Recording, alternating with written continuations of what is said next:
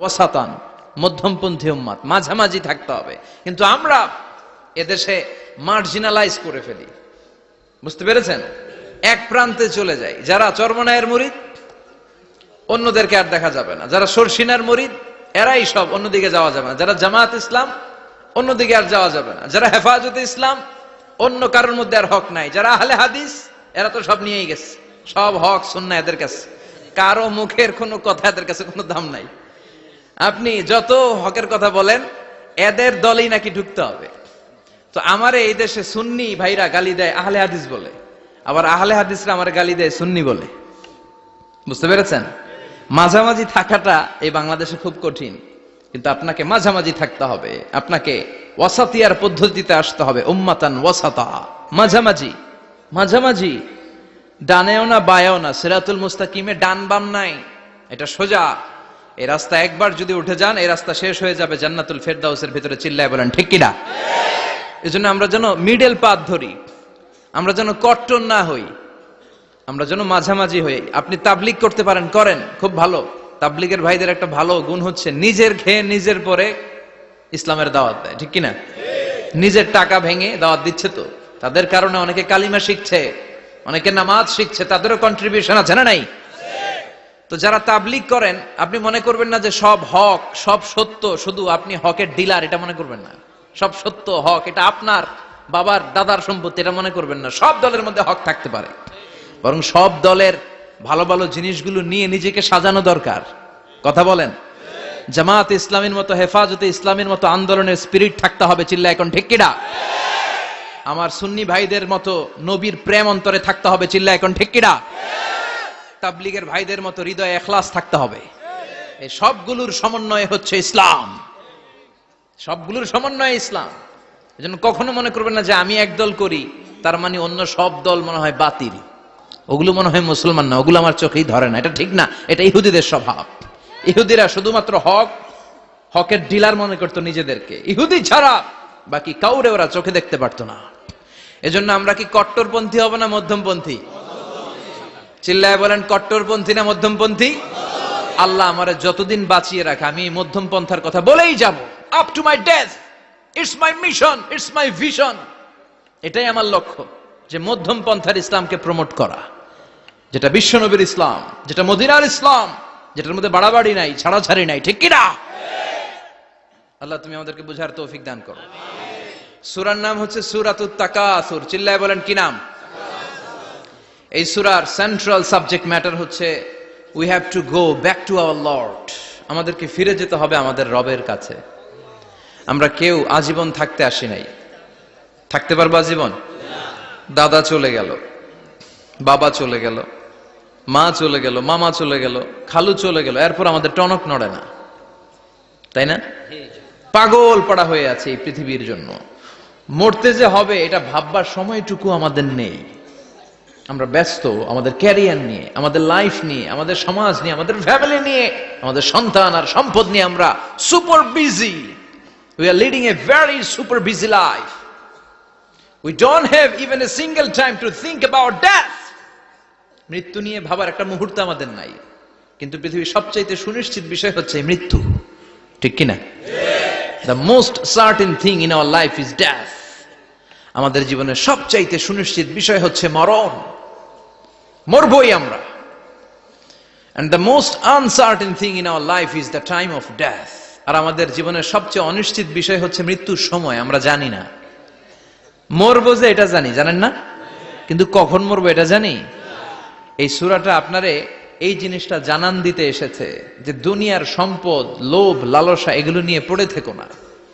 এই যে আমাদের ফ্যামিলি, আমাদের বাচ্চা কাচ্চা, আমাদের এত টাকা পয়সার হিসেব, মাস শেষে বাড়ি ভাড়া, গ্যাসের বিল, এইটা সেটা, আপনি কি মনে করছেন যে আপনি চলে গেলে এগুলো থেমে থাকবে? কিছুই থেমে থাকবে না, সব চলবে আগের মতো, থাকবেন না আপনি। এজন্য শাহাদাত ফয়সাল ওনার ফেসবুকে সর্বশেষে লিখে গিয়েছিল, আমি হীন দুনিয়া, মানে এমন দুনিয়া যেটাতে আমি নাই। সব চলে, সকাল গড়িয়ে বিকেল হয়, শীত শেষে গ্রীষ্ম আসে, দিন শেষে রাত নামে, সব চলে, নাই শুধু আমি। চিল্লায় বলেন ঠিক কিনা? তো এজন্য এগুলি একটু ভাবেন। অনেক ব্যস্ত আমরা।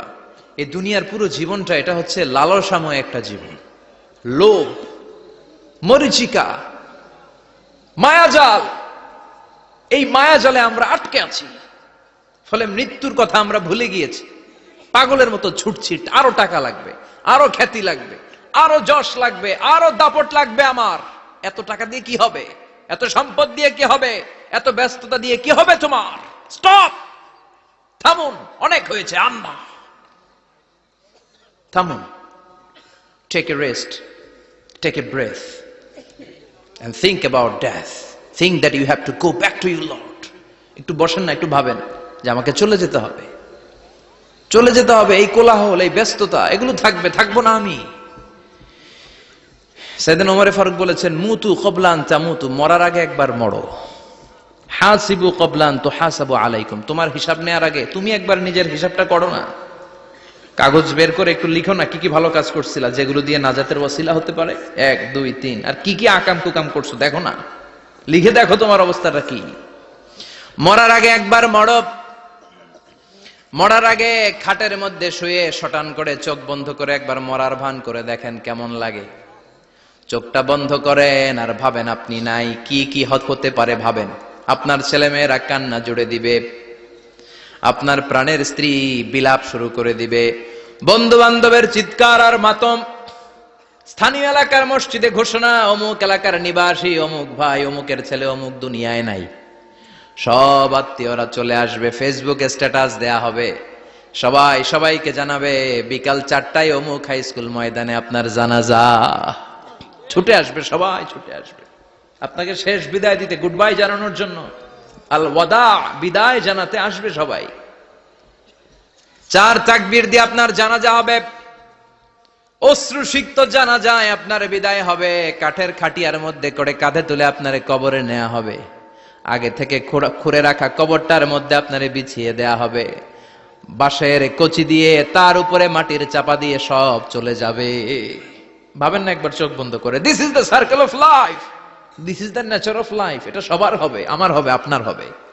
এত মায়া, এত ভালোবাসা কই যাবে? কেউ থাকবে না, সবাই আপনার অন্ধকার কবরে রেখে দিয়ে চলে আসবে। উপরে বাঁশের কঞ্চি, তার উপরে মাটির চাপা, অন্ধকার আর অন্ধকার। এই অন্ধকার যেন শেষ হতে চায় না, শুধুই অন্ধকার, ঠিক কিনা? এজন্য আমাদের চলে যেতে হবে। দাদা গেল, চাচা গেল, মামা গেল, আমাদেরকেও যেতে হবে, জোরে কোন ঠিক কিনা? একদিন মাটির ভেতরে হবে ঘর রে মন আমার, কেন বান্ধ দালান ঘর, প্রাণ পাখি উড়ে যাবে পিঞ্জর ছেড়ে,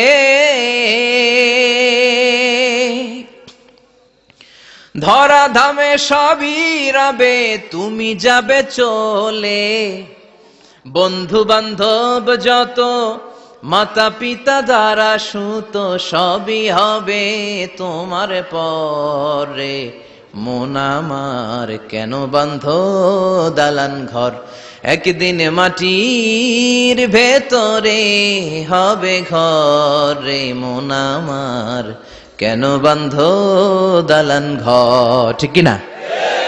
সব পরে থাকবে, চলে যেতে হবে আমাদেরকে। এজন্য আখিরাতের কথা যেন আমাদের স্মরণ হয়। বিশ্বনবী বলতেন, নাহাইতুকুমান জিয়ারাতিল কবুর, আমি তোমাদেরকে কবর জিয়ারত করতে আগে নিষেধ করতাম, কিন্তু এখন নিষেধাজ্ঞা প্রত্যাহার করে নিলাম। এখন সব সময় তোমরা কবরের সামনে যাবা আর জিয়ারত করবা। কবরস্থানে জানতো বড়ুয়া কৃষ্ণপুরের এই গ্রামের কবরস্থান আছে কোন দিকে?